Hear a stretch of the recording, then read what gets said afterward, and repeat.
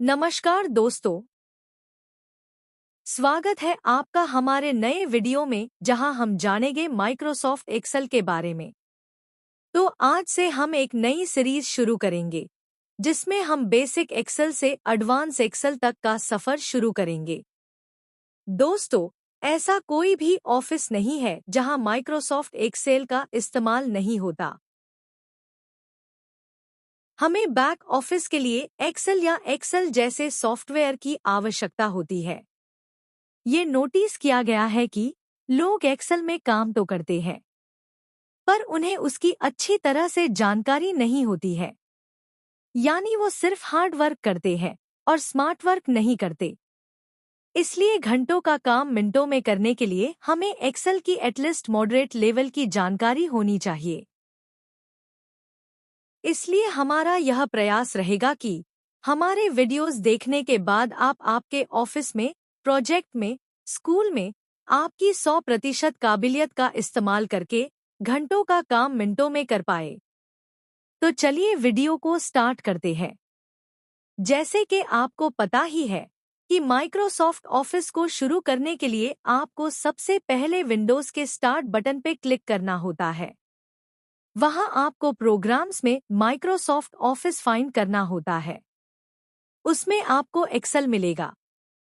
Microsoft Excel पे click करके आप माइक्रोसॉफ्ट एक्सेल ओपन कर सकते हैं। मैंने ऑलरेडी फाइल ओपन कर रखी थी, इसलिए मैं यहां से इस फाइल को ओपन कर लेती हूँ। जब आप एक्सेल को ओपन कर लेते हो तो आपको ऐसा ओवरव्यू मिलेगा। यहाँ आप देख सकते हो कि कुछ मेनूज दिए हुए हैं, जैसे कि file, home, insert, page layout, formulas, data, review और आखिर में व्यू मेनू। इनको टैब्स भी कहा जाता है। अगर आप किसी मेनू पर क्लिक करते हो तो आपको कुछ सब मेनूज मिलते हैं। इन सब मेनूज को रिबन्स कहा जाता है।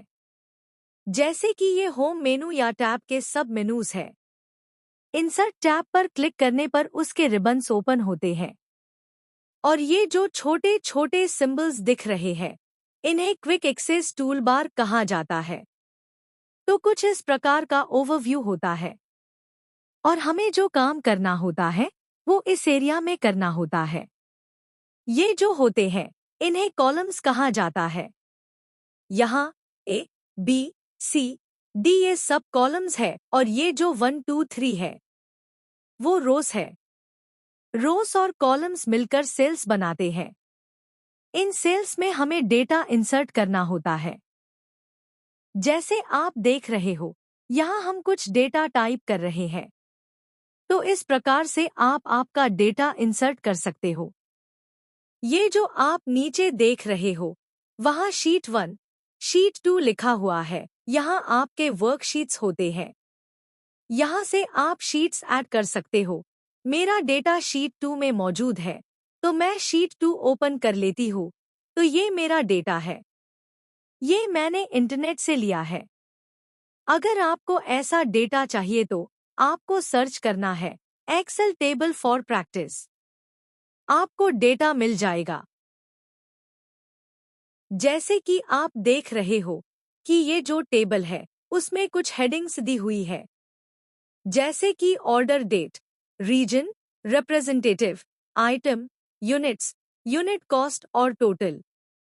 इसमें हमें और एक हेडिंग ऐड करनी है जो कि है सीरियल नंबर। तो एसआर नंबर टाइप कर लेते हैं।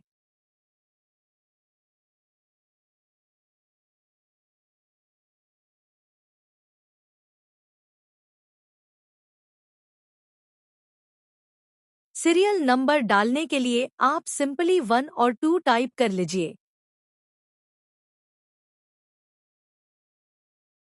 उसके बाद दोनों को सेलेक्ट करके इस जगह माउस से क्लिक और होल्ड करके ड्रैग करने पर आपकी सीरीज आ जाएगी।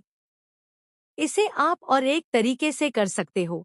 इसके लिए आपको 1 और 2 टाइप करके सिलेक्ट करने के बाद यहाँ पर डबल क्लिक करना है और आपकी सीरियल नंबर की सीरीज रेडी हो जाएगी। इसको आप और एक सिंपल तरीके से कर सकते हो। इसके लिए आपको 1 टाइप करना है, सेल पर वापस आना है और फिर होम टैब या मेनू पर जाना है। फील पर क्लिक करने के बाद सीरीज पर क्लिक करना है। उसके बाद ये जो पॉपअप विंडो आएगी उसमें कॉलम्स को क्लिक करके स्टॉप वैल्यू में आपकी स्टॉप वैल्यू डालनी है। मेरे केस में 43 स्टॉप वैल्यू थी। ओके पर क्लिक करते ही आपकी सीरियल नंबर्स रेडी है।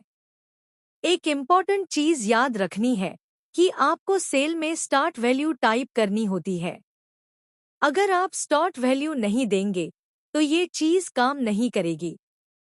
जैसे आप यहाँ देख रहे हो कि अगर आप 1 टाइप नहीं करोगे तो यहाँ कोई भी सीरीज इंसर्ट नहीं हो पाएगी। इसलिए आपको शुरू में 1 टाइप करना होता है। इसको फिर से एक बार देख लेते हैं। 1 टाइप कर लीजिए। सेल पे जाए।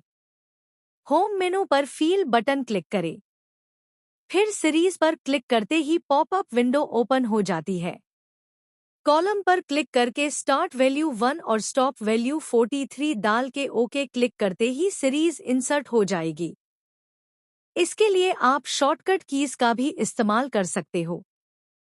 कंट्रोल Z करके अंडू कर लीजिए। 1 टाइप की हुई सेल पर जाकर Alt+H+F+IS टाइप करें। पॉपअप विंडो आ जाएगी। कॉलम सिलेक्ट करें। Start value, stop value insert करें। ओके पर क्लिक करें। इस प्रकार भी आप सीरियल नंबर इंसर्ट कर सकते हो। चलिए अब इस टेबल को थोड़ा फॉर्मेटिंग कर लेते हैं। उसके लिए टेबल को सिलेक्ट कर लीजिए। जैसे कि आप देख रहे हो कि मैंने अपना सारा टेबल सिलेक्ट कर लिया है।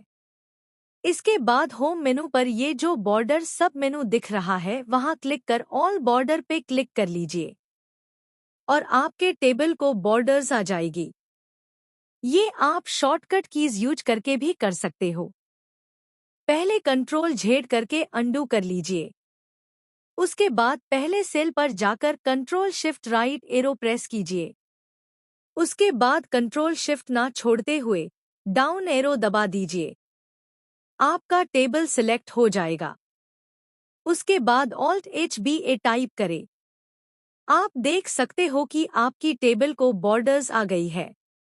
तो इस प्रकार आज हमने एक्सेल को बहुत ही बेसिक तरीके से सीखा है, जिसमें आपको एक्सेल का ओवरव्यू, मेनूज, सब मेनूज यानी कि रिबन्स, कॉलम्स, रोज, सेल्स इत्यादि की जानकारी बताई है और हमने सीखा कि सीरियल नंबर्स कैसे डालने हैं, टेबल को बॉर्डर्स कैसे डालने हैं।